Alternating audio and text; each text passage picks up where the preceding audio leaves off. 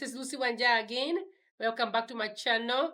Today I am taking you guys on a short trip to show you a house that is in a gated community. There are many houses, it's a golf course. I mean, this property is absolutely amazing. This is called Mount Kenya Holiday Homes. So if you're in the diaspora or even in Kenya and you want to have a holiday home in Nanyuki, will be a perfect. This one here is called Batian and is 4 bedroom, all self-contained, meaning they are all en suite. They have their own bathrooms and toilet. Yeah, so this is one of them. There's few of them, and yeah, so I'll be giving you a little bit more details once we do the house tour.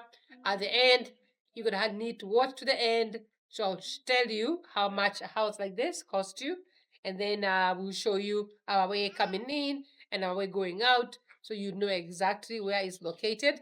There's so many houses of them. I think there are 16 in total. It's like a nice gated community in the woods, like in the middle of like nature.